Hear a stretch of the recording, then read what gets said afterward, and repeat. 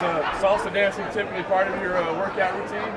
It's part of my secret weapon, man. I'm gonna have to use it. I'll have to use it Saturday night. Talk about how you're feeling right now. I mean, we've been building to this fight. I'm talking about the after party, by the way. Talk about how you're feeling right now. I mean, it feels like we've been building to this fight for a long time. People had you pegged for a UFC title contender a long time ago, but now that it's actually here, what's the moment like for you? You know, it's been part of it's part of my journey. It's been part of my this is my destiny. My destiny, like my number one goal as a human being was to be a good father, be a good husband, and after that was to be an Olympic champion. And after that, my third goal was to be UFC champion. And I wrote all this down when I was a junior in high school. I remember reading the book Rich Dad Poor Dad, and he said write your goals down, and that's exactly how I had them in order. I'm going 2, 3, and then eventually 1. Is it coincidental that your hand wraps are gold? They're not really. I mean, I do like gold though. Do you remember the nerves of Olympic week, and how does it compare to this? Oh man, it's about the same. Like I said before, like training for the Olympics is you never know who you're gonna wrestle. I think the plus about the UFC is I've been training for this guy for years now. I knew that one day that when we get together we're gonna fight, and I'm able to study my opponent, which makes it easier for me. And that's it. When the bell rings, it's enough talking, enough mouse traps. It's time to get ready for business. Now, in Hispanic culture, there's the idea that it takes a village. And you really bring a village with you. You have all these guys that help you, and you give them their time and give them their recognition. How nice is it to have these guys with you and to let everyone know these are the guys who helped me get here? Oh yeah, these coaches, they're like my family. I think, like you said before, like coming from a Mexican background, we're very tight-knit, always family. We eat together, we do everything together. We sometimes sleep in the same room. It's like 20 of us. But that's how I feel comfortable. I can relate to somebody like Manny Pacquiao, who always has an entourage with them. And these are the people that love me, that I care about them, and they keep me distracted rather than thinking about all this. Now, as bigger things happen for you, gold medals and belts, do other people try to penetrate that circle and they keep you nice and protected, or how does that work for you? Yeah, you have your circle of friends, and you have the people that do try to get in. But, the colors always show up, and you can always recognize somebody's heart. But it's okay, man. I'm here to help everybody. And Demetrious Johnson has been a long-standing champion. What makes this different?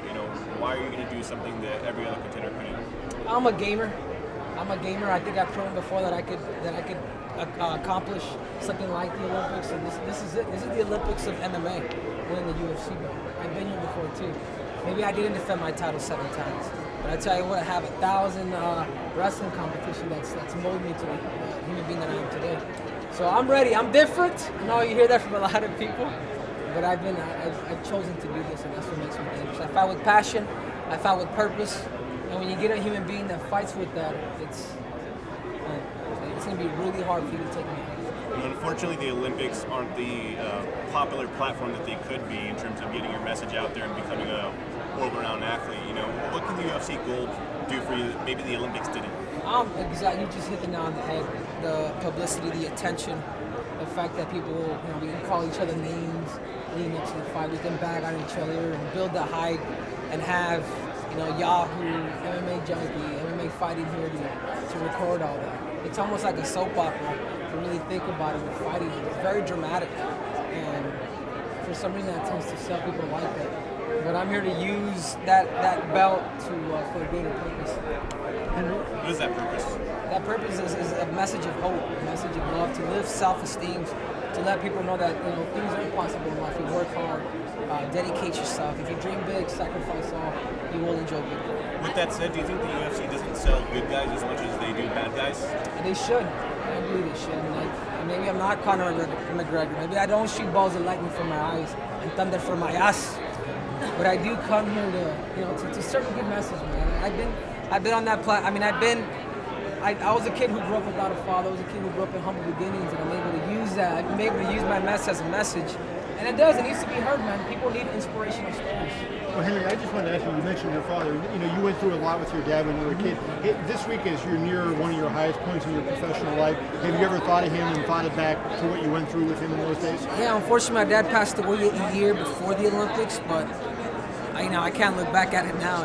it is what it is, but I know eventually when I become a father, I'm able to show him the ropes. So this is the life of the struggle. Sometimes it's the good life. I've learned to use the pain and not become a prisoner of it. Mentally, what goes into preparing for a title fight that's different from any other fight? I'm sorry, say that again? Mentally, what goes into your preparation that's different from any other fight? The belt. The belt's the difference. Warming up for Demetrious fighting anybody else, I take everybody at a world championship level, man. I take all comers extremely serious. And all right, that's fine. Count me out. Count me out. But we will know Saturday night who the champion is. So I'm tired of talking. I'm tired of actually kind of you guys, the media. But I'm ready to do my job. I'm ready to win.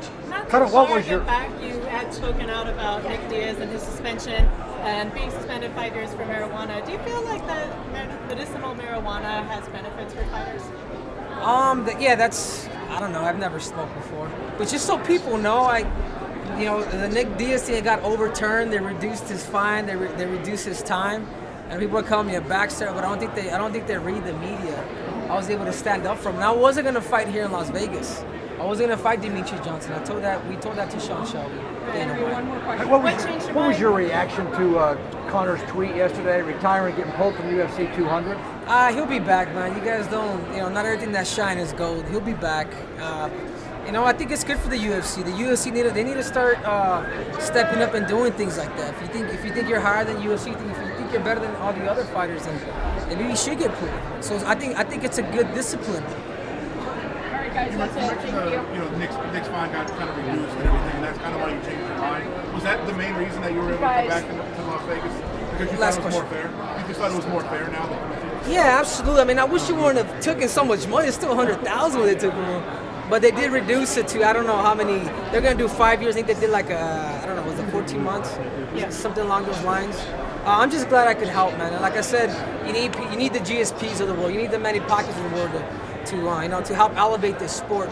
The only way corporate America is to get involved in something like MMA is if you have the good guys. I find it kind of ironic that it's 420 now and you're talking about your biggest fight of your career. What's that? It's 420 today and you're talking about the biggest fight of your career. Do you find that ironic at all after you spoke out for Nick? No, not really. I didn't think about it, but I'm glad. Free Nick Diaz, baby. We'll see you guys.